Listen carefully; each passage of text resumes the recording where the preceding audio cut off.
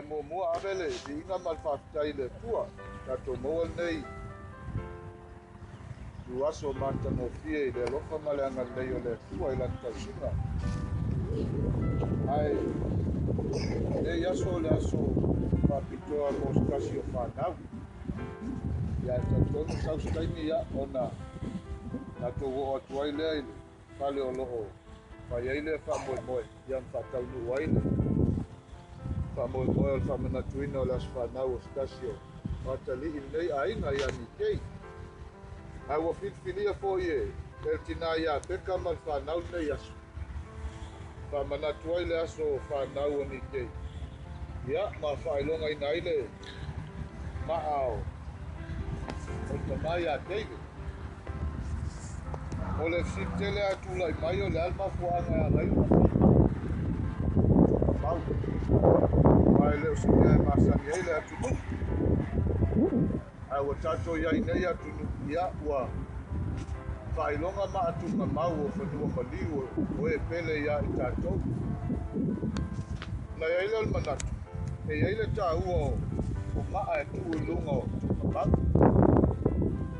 e le gata o ma'a e fa'alia ai le alofa i e pele ua mavae atu e le gata o ma'a mafai ona fa'amanatu ai ia i tatou le isia o le ua isea ae mafai ona avea ma'a fai ma fa'amanatu o lē ua aveisea tatou te manatunatu ai e soifuaga sa soifua ma ola ai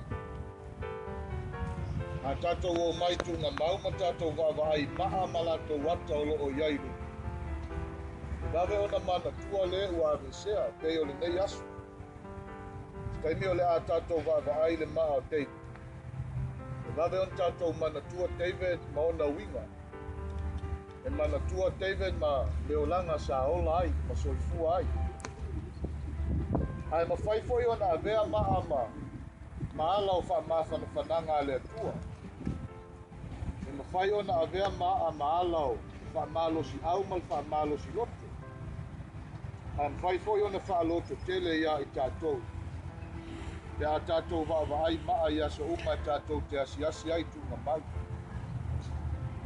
e tele a leaini ma'a i luga o ni tugamau e foliga mai e lē amana'ia pe le alofagia lea tagata ua to'isea o manatu le tāua ma'a ma e fa'afetai ai le tinā iā peka ma le fanau ua a'e se agaga ina ia faia se ma'a o David mai maala e mafai ai ona o mai e asiasi le tugamau ma va'ava'ai i ai ia ma manatua ai pea le tamā o le fanau ma le tamā iā David ia so uma auai le faigofia e aso uma e tatou te manatua David i aso uma e tatou te misia David i aso uma ia ma le tigā o le alofa i aso uma le a manatua o ia e maise i latou e pele ua to'esea me lea fa'afetai le atua lenei aso mai ona tatou mafuta mai ia e tatou te molimauina le fa'apiliina o lona ma'a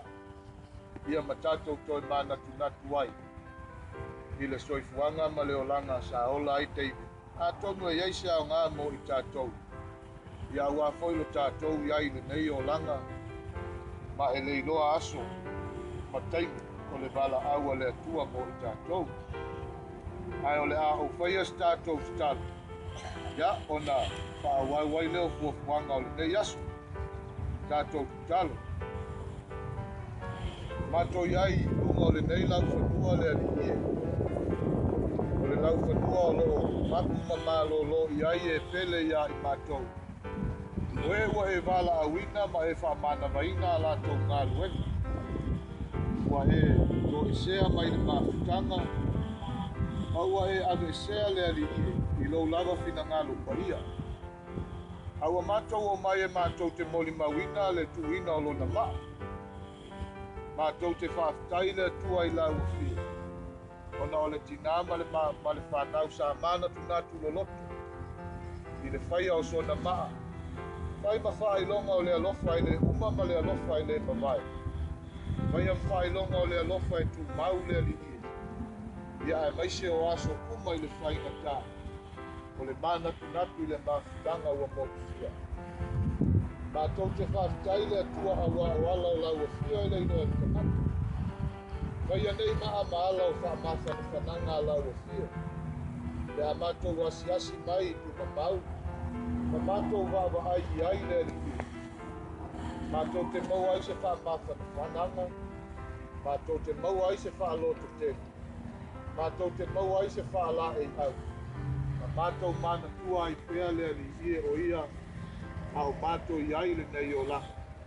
Ma matou fina o pea ma le whainatā o le o la. Whaafitai le atua ona o le nei aso. Mātango fia ua e au maia mo i matou. Whaafitai ona i lātou o e ua maua le anganga ma le loto. Whai ona matou mafuta whaatasi. O e ua talia le vala au atu a le tina ma le whanau. Ina ia matou moli mawina whaatasi le nei aso le atua. Au la matou te talo le atua i lau fia. Malue pea lo wanganga i le tina i a peka ma le whanau ni keima muku. Au ae whainga tā pea le atua. I le whainga o fia. I ai aso le ali i e mata whainga o fia i le ai.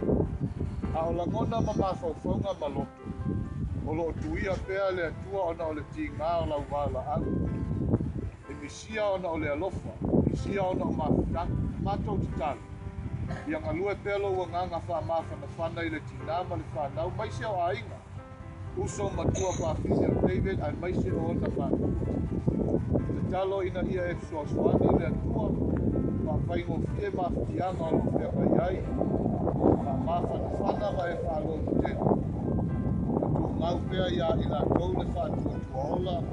Ma le whaamoe moe ola le atua. Mea le nei maa le ali ie. Whai ma whailonga o le alofa i le mawai. Ma le alofa e tu mau le.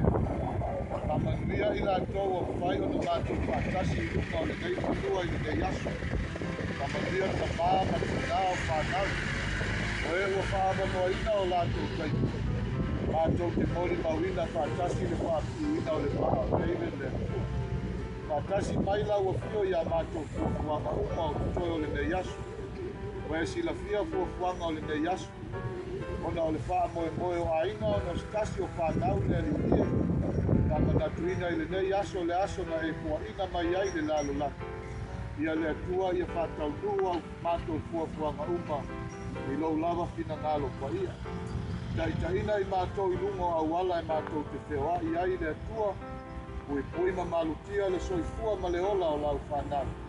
Ina i ai u fuafuanga uma o le nei aso ingu i lau manuia ma lau file mu ma lau lava vi inga e whaavau. Mātou te talo le atua i ai a inga ua le whaiona awai. Rangi mai ala ma le pia awai le nei aso awa whainga tāfu o fuanga. Ie alofa soasoani ia i lātou. Ma whaatasi le anganga o lau fio ia i lātou. Mātou se sema mātou wa masala le atua alofa lo mātou tamā. Whamamama e whamangalo i mātou. I le toto pa ia o Iesu.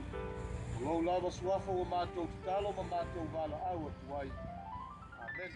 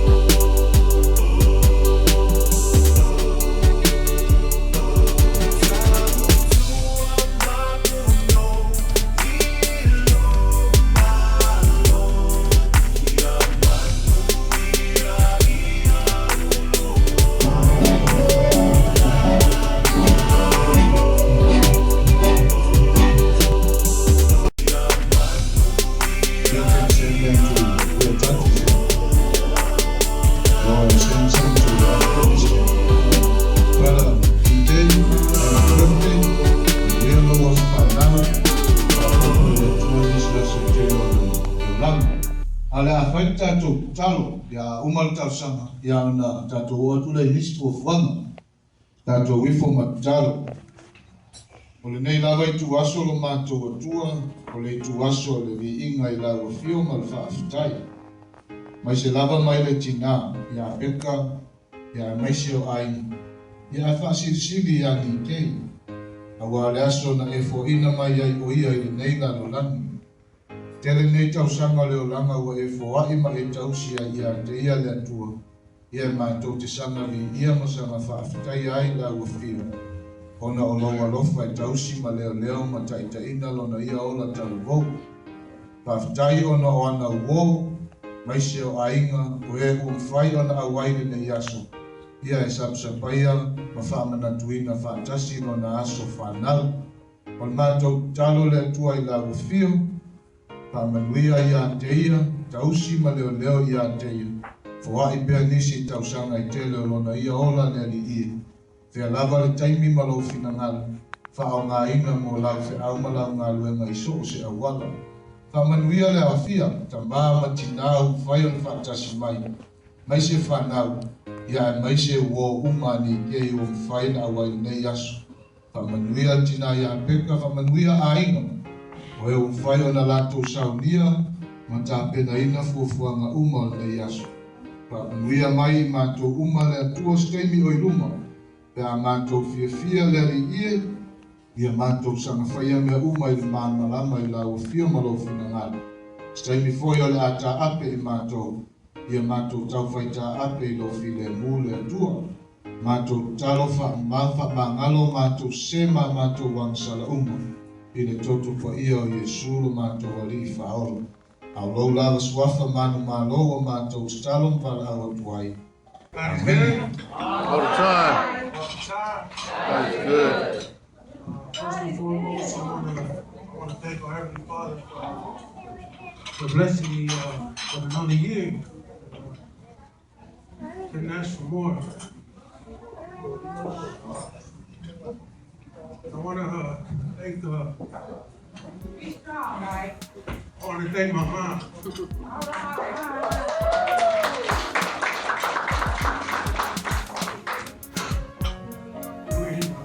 I ain't both roles.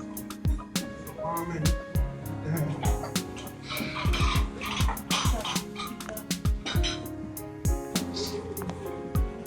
I know me, I don't hate to do something. I just want to thank her for everything.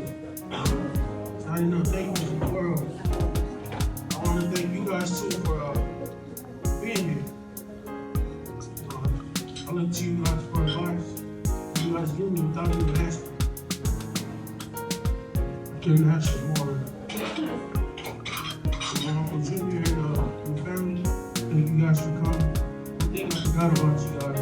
I love you guys just as much. I thank you guys for coming. My friends, my brothers, man, you guys know I got so much love for you guys, man. My sister, so I love you guys too, don't you check.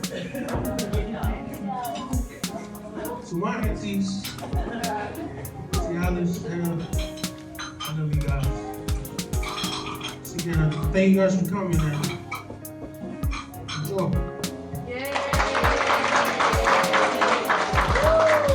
Well, pretty much we said it all, thank you very much. Happy birthday, dear Mickey. Happy birthday to you. Again. Happy birthday. How is Kalaka? Happy birthday to you. Happy birthday. I want all four names. Maya, Jonah, baby. Happy birthday to you. Yeah. They will not get them. It's Paulina. And to thank you on behalf of me and my kids. for being here for me and my kids. Also, Alice, for putting us together, and my brother Genesis. Thank you so much, and Stella. Again, thank you very much. Just a little token for Peggy and me and my kids. Thank you very much. Like, Yes.